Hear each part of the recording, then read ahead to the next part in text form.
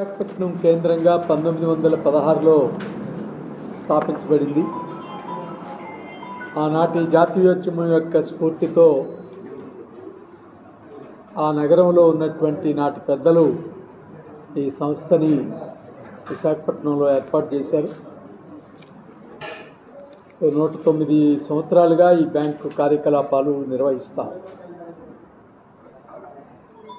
దీనికన్నా ముందు ఉన్నటువంటి బ్యాంకులు కూడా ఆంధ్రదేశంలో కొన్ని బ్యాంకులు ఉన్నాయి. ఈ బ్యాంక్ కూడా 1983 వరకు ఒకే ఒక్క బ్రాంచ్తో కార్యకలాపాలు నిర్వహిస్తూ ఉండేది. సో ఆ తర్వాత కాలంలో దీని యొక్క పెరుగుదల, దీని యొక్క అభివృద్ధి ముందుకు సాగింది. 1983 నాటికి మన రాష్ట్రంలో, ఉమ్మడి ఆంధ్రప్రదేశ్ రాష్ట్రంలో 70 కోఆపరేటివ్ అర్బన్ బ్యాంకులు ఉంటే ఈ బ్యాంకు అతి చిన్నదిగా 50వ స్థానంలో మాత్రమే ఉండేది. 69 లక్షల డిపాజిట్లు, ఒక 50 లక్షల రూపాయల అప్పులతో ఉన్నటువంటి ఈ బ్యాంకు ఆనాడు ఒకప్పుడు జర్నలిస్టు, ట్రేడ్ యూనియన్ నాయకులు శ్రీ మానవ ఆంజనేయులు గారు ఈ బ్యాంక్ చైర్మన్గా ఎన్నికయ్యారు. వారు ఎన్నికైన తర్వాత దీని యొక్క విస్తరణ, దీని యొక్క అభివృద్ధి, కొత్త పుంతలు తొక్కటం, కొత్త ప్రాంతాలకు విస్తరించడం అనేటువంటి కార్యకలాపాలు ప్రారంభించింది. ఆనాటి నుంచి ఈ బ్యాంకు అభివృద్ధి పదంలో సాగుతూ ఈరోజు మన కేవలం ఉమ్మడి ఆంధ్రప్రదేశ్లోనే కాకుండా, దక్షిణ భారతదేశంలోనే కాకుండా గుజరాత్, మహారాష్ట్ర ఈ 2 రాష్ట్రాలని మినహాయిస్తే ఈ దేశంలోనే అతిపెద్ద కోఆపరేటివ్ అర్బన్ బ్యాంకుల్లో మొదటి స్థానానికి విశాఖపట్నం కోఆపరేటివ్ బ్యాంక్ చేరుకుంది.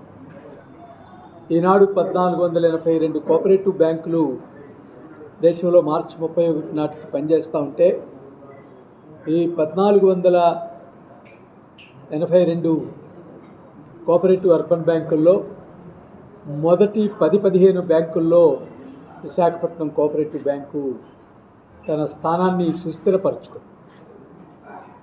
ఈనాడు 52 బ్రాంచీలతో 7,570 కోట్ల కార్యకలాపాలతో ఈ బ్యాంకు కార్యకలాపాలు ఇవాళ నడుస్తాం. 4,254 కోట్ల డిపాజిట్లు, 3,322 కోట్ల రూపాయల రుణాలని ఈ సంస్థ ద్వారా ప్రజలకి జారీ చేయటం అనేటువంటిది జరిగింది. ఇవాళ కోఆపరేటివ్స్ అనేటువంటివి ఒక ప్రత్యేకమైనటువంటి ప్రతిపత్తి కలిగిన సంస్థలు. కోఆపరేటివ్ సంస్థలు ఇవి నిజానికి వ్యాపార సంస్థలు కాదు, వ్యక్తుల యొక్క లాభాల కోసం పెట్టేటువంటి వ్యాపార సంస్థలు కాదు. దీని యొక్క షేర్లు మార్కెట్లో ట్రేడ్ అవ్వు. షేర్ మార్కెట్తో దీనికి సంబంధం లేదు కోఆపరేటివ్ సంస్థలు. ఇవాళ ప్రైవేట్ వాణిజ్య బ్యాంకులు ఉన్నాయంటే వాటి షేర్లు మార్కెట్లో ట్రేడ్ అవుతూ ఉంటాయి. కోఆపరేటివ్ బ్యాంకుల యొక్క షేర్లు మార్కెట్లో ట్రేడ్ అవ్వవు. ఇవి సామాజిక సంస్థలు.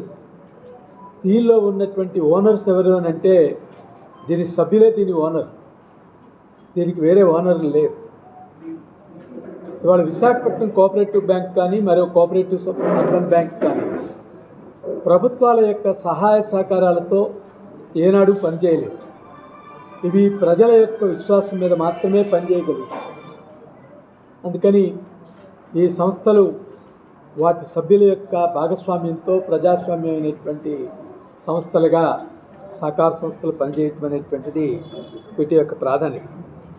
వీటిల్లో 5.5 లక్షల కోట్ల రూపాయల డిపాజిట్లు ఉన్నాయి దేశమంతా.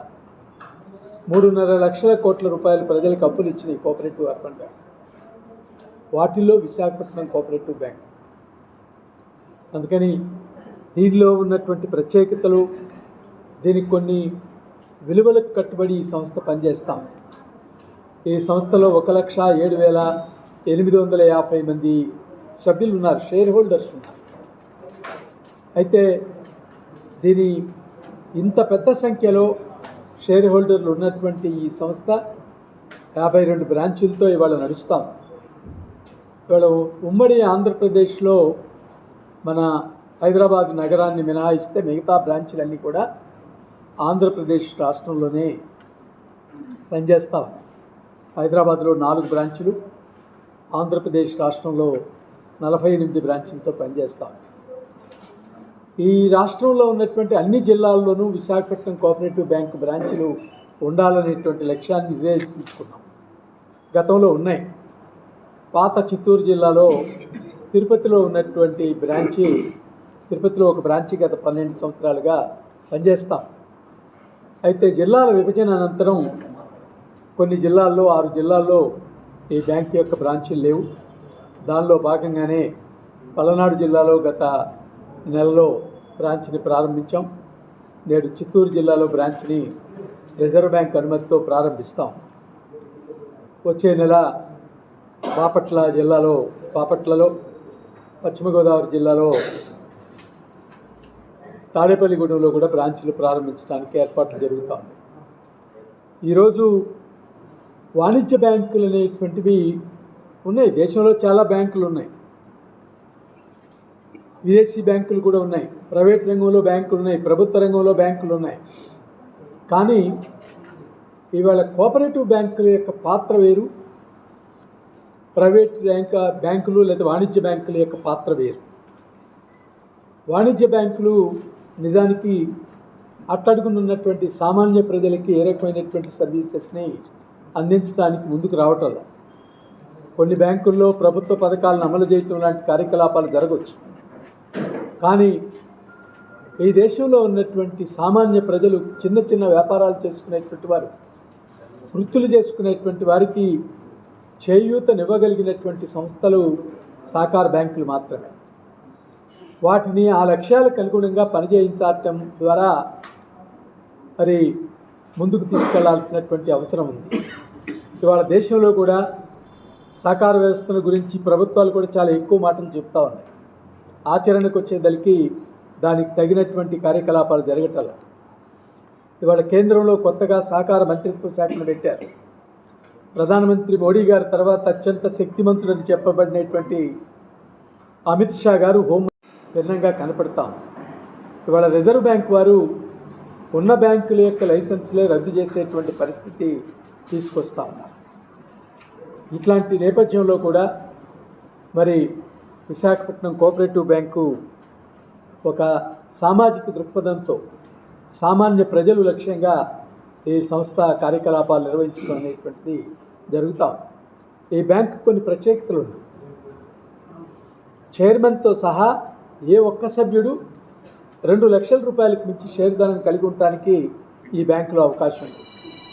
కొన్ని బ్యాంకుల్లో ఉంటారు, కోఆపరేటివ్ బ్యాంకుల్లో కూడా 5 లక్షలు, 10 లక్షలు, 50 లక్షలు, కోటి రూపాయలు పెట్టగలిగినటువంటి వారు ఉన్నారు. ఈ బ్యాంకులో కూడా అనుమతిస్తే కోట్ల రూపాయలు పెట్టుబడి పెట్టడానికి సిద్ధమైనటువంటి వారు ఉన్నారు.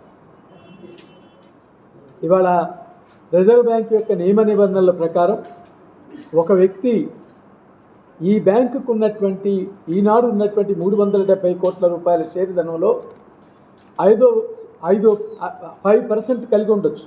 అంటే 17-18 కోట్ల రూపాయలు ఒక వ్యక్తి కలిగి ఉండటానికి అవకాశం. కానీ ఈ బ్యాంకు కేవలం 2 లక్షల రూపాయలు మాత్రమే అనుమతిస్తాం. ఇంక్లూడింగ్ చైర్మన్ 2 లక్షల రూపాయలు మాత్రమే షేర్ ధనం కలిగి ఉన్నారు. అంటే ఇది ప్రజలందరికీ చెందినటువంటి సంస్థగా ఉండాలి తప్ప దీని యొక్క ఫలితాలు కేవలం కొద్దిమందికి మాత్రమే అందాలనేటువంటిది సరైనటువంటిది కాదనేది ఈ పాలకవర్గం యొక్క అభిప్రాయం. అలాగే ఈ సంస్థలో గత 41 సంవత్సరాలుగా నిరంతరం లాభాలను ఆర్జిస్తూ ఒక్క కోవిడ్ సంవత్సరం రిజర్వ్ బ్యాంక్ యొక్క ఆదేశాల కారణంగా ఏ బ్యాంకు డివిడెండ్ లెవెల్ సభ్యులకి లాభాలు సంపాదించినా డివిడెండ్ రూపంలో చెల్లింపులు చేయలే. ఆ సంవత్సరం మినహా గత 41 సంవత్సరాలుగా ప్రజలకి తన ఆర్జించినటువంటి లాభాల నుంచి 10% మొదలుకొని 42% వరకు డివిడెండ్ చెల్లించినటువంటి సంస్థ విశాఖపట్నం కోఆపరేటివ్ బ్యాంక్ మాత్రమేనని ఈ సందర్భంగా మనవి చేస్తాం. అందుకని ఇది కేవలం లాభాలు సంపాదించడం కోసమే ఈ సంస్థ పనిచేయటం. దీని సొంత వనరుల్ని, సొంత పునాదుల్ని పటిష్టం చేయడానికి ఈ పాలకవర్గం ప్రయత్నం చేస్తాం. దానిలో భాగంగానే ఇప్పటికే 14 సొంత భవనాల్లో కార్యకలాపాలు నిర్వహిస్తాం. అట్లాగే ఈ ఏడాది మరొక 3 సొంత భవనాలని సమకూర్చుకోవడానికి స్థలాలను కొనుగోలు చేశాం.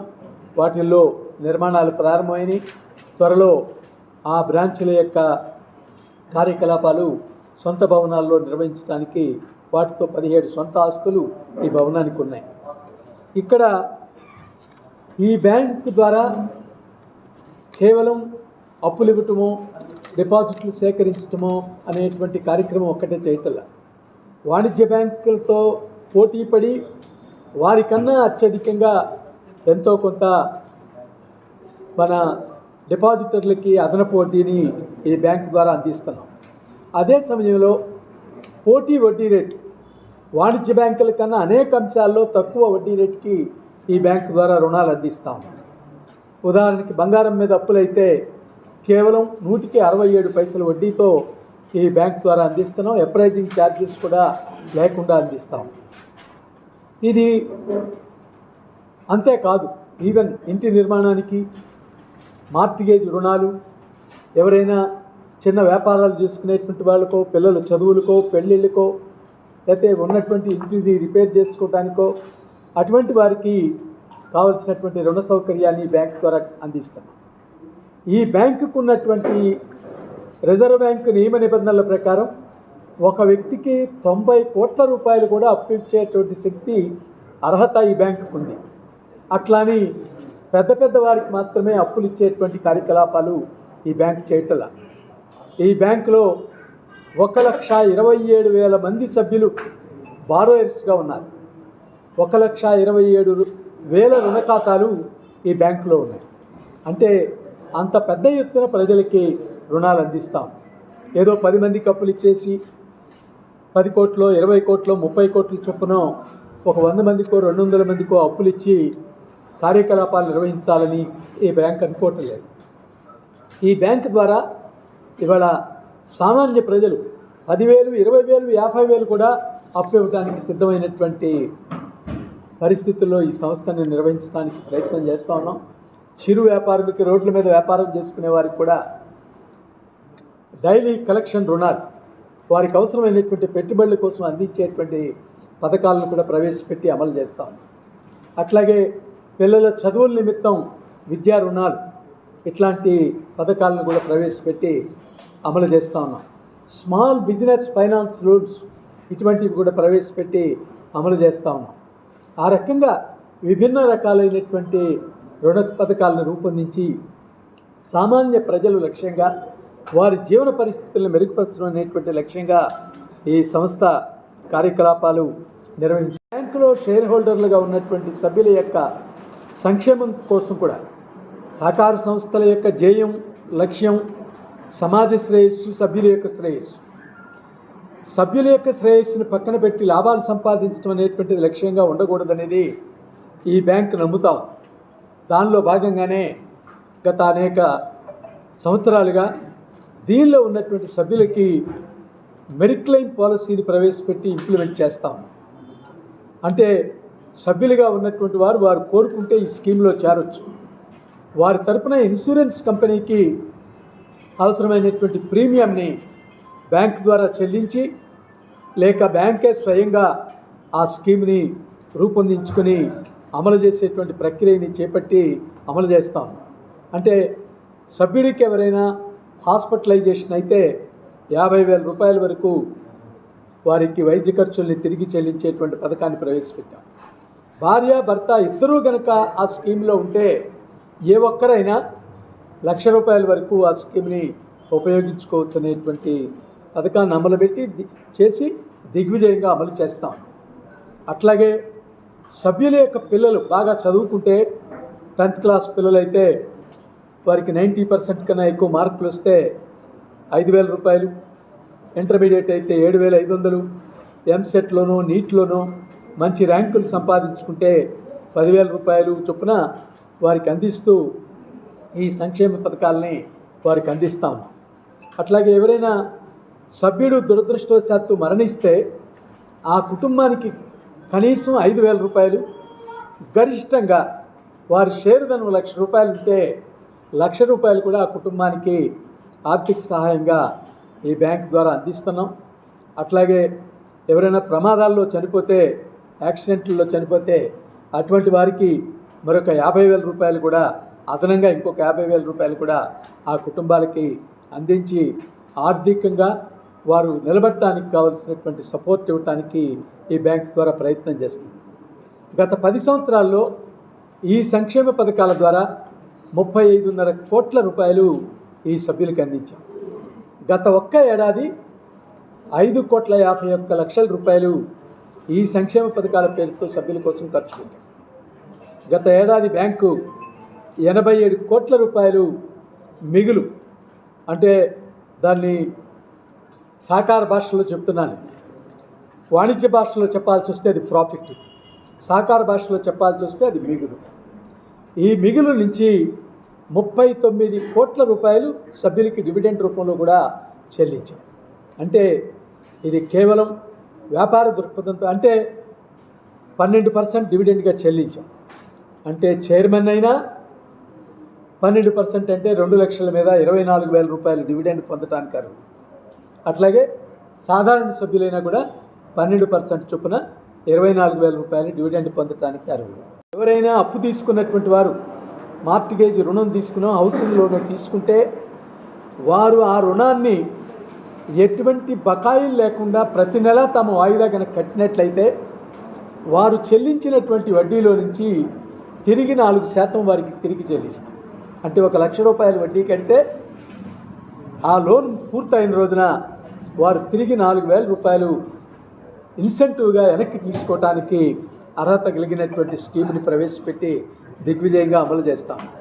బహుశా నాకు తెలిసి ఈ దేశంలో ఏ బ్యాంకు, ఏ కోఆపరేటివ్ బ్యాంక్ కాదు, ఏ బ్యాంకు ప్రజలు చెల్లించినటువంటి వడ్డీని తిరిగి వారికి ఇన్సెంటివ్ రూపంలో చెల్లించినటువంటి చరిత్ర ఈ దేశంలో లేదు. అది కేవలం విశాఖపట్నం కోఆపరేటివ్ బ్యాంక్ ద్వారా మాత్రమే, ఈ బ్యాంకు ద్వారానే ఇవి అమలు చేయటం అనేటువంటిది జరుగుతా. నేను ఇందాకే మనవి చేసినట్టు మరి ఇంత పెద్ద సంఖ్యలో ఇవాళ ప్రజల దగ్గరికి అనేక వేల మందికి రుణాలు అందిస్తూ వారి అభివృద్ధికి, చేయూతకి ఈ సంస్థ ఉపయోగపడతాం. ఈ సంస్థ ద్వారా ప్రయోజనం పొందినటువంటి లక్షలాది మంది ప్రజలు ఈ సంస్థలో అప్పు తీసుకున్న తర్వాత, రుణం తీర్చిన తర్వాత కూడా సభ్యులుగా కొనసాగడానికి ఇష్టపడి వారి షేర్ ధనాన్ని కొనసాగిస్తూ ఉన్నారు. అట్లాగే డిపాజిటర్లను సభ్యులుగా చేర్చుకోరు చాలా చోట్ల కోఆపరేటివ్ సంస్థల్లో. ఎందుకంటే వారు ఓటేస్తారో లేదో అనే భయాలు ఉంటాయి ప్రజలకి, నాయకులకి. ఈ పాలకవర్గానికి అట్లాంటి భయం లేదు. అందుకనే మొదటి నుంచి డిపాజిటర్లను కూడా సభ్యులుగా ప్రోత్సహిస్తూ వచ్చాం. ఫలితంగా ఈరోజు 1,07,000 మంది సభ్యుల్లో 60,000 మందికి పైగా సభ్యులు ఎప్పుడూ ₹1 కూడా అప్పు తీసుకునేటువంటి డిపాజిటర్లే ఈ బ్యాంకులో సభ్యులుగా ఉన్నారు. ఇది దీని ప్రత్యేకత. అందుకని ఇవాళ మీకు ఇంకొక విషయాన్ని మీ దృష్టికి తీసుకురావాలి. ఈ బ్యాంకులో ఎన్నికలు జరగవా అంటే ఎప్పుడూ ఎన్నికలు జరుగుతాయి. కానీ నేను 1993 సంవత్సరంలో డైరెక్టర్గా ఎన్నికయ్యాను. నేను ఎన్నికైన సంవత్సరం ఒక చిన్న పోటీ మాత్రమే జరిగింది. ఆ తర్వాత గత 31 సంవత్సరాల్లో ఈ బ్యాంకు యొక్క పాలకవర్గ ఎన్నికలు ఎటువంటి వివాదానికి అవకాశం లేకుండా ఏకగ్రీవంగా జరుగుతున్నాయనంటే ఈ పాలకవర్గం యొక్క విశిష్టత, దీని పనితీరు, దీని పట్ల ప్రజలకు ఉన్నటువంటి విశ్వాసానికి ఇంతకన్నా వేరే ఉదాహరణ అవసరం లేదనేటువంటిది మా అభిప్రాయం. అందుకని ఇవాళ ఎందుకు అలా జరుగుతూ ఉంది? దీనిలో ఎవరు లేరా? మాకన్నా అర్హత కలిగినటువంటి వారు ఉన్నారు, అనేక మంది ఉన్నారు. పెద్ద పెద్ద మేధావులు ఉన్నారు, ప్రొఫెసర్లు ఉన్నారు, రిటైర్డ్ జడ్జిలు ఉన్నారు, ఇంజనీర్లు ఉన్నారు, చార్టర్డ్ అకౌంటెంట్లు ఉన్నారు. ఇంతమంది ఉన్నప్పటికీ కూడా ఈ పాలకవర్గం పట్ల పూర్తి విశ్వాసంతో పనిచేయటం అనేటువంటిది జరుగుతూ ఉంది.